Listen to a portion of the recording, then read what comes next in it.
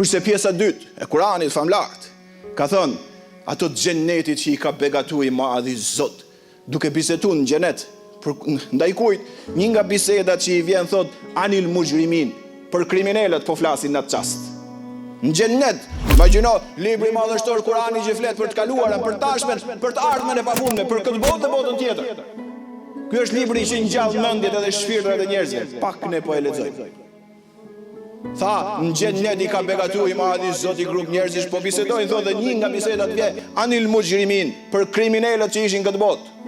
Xhenetlive i vjet turp që ka pas kriminal kjo botë, se t'ia kthesh në pronën e Zotit me të keqe, është katastrofë e madhe dhe dramë e madhe. Njerëzit e ndërgjegjshëm jetojnë me edukat në pronën e tjetrit kur është njeri, jo në pronën e të madhit Zoti qofshin fal që është toka. Dhe i pyesin, i kthehen atyre thot zjarrit xhenemit dhe i thojnë, o njerëz, o ju banorë të xhenemit, çfarë ju solli juve këtu? Nigjoj kriteret çat çon zjarri xhenemit dhe mos u bën prej tyre. Mos bëhemi asnjëri se s'po bëjnë sigur e kam të garantuar me xhenetin. Gjëja parë, qalu lam nakum minal musallin. Tha, namazin nuk e kemi fal. Gjëja parë që i ka çuar zjarr.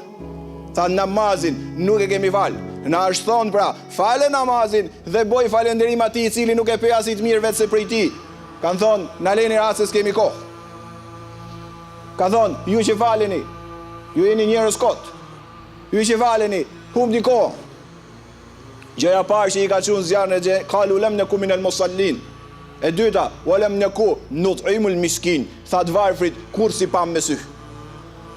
Shikoje, të varfrit kur si pam me sy. Asnjëherë si ndihmum, asnjëherë nuk nxitëm me qenë afër atij që ka i hall, që ka i problem, nuk shef i madhi Zot në këtë botë dhe në botën tjetër. Wa kunna nakhudu ma'al khaidin. Na shkoi jeta gjitha duke u ngatruar me njerëz të pavlerë.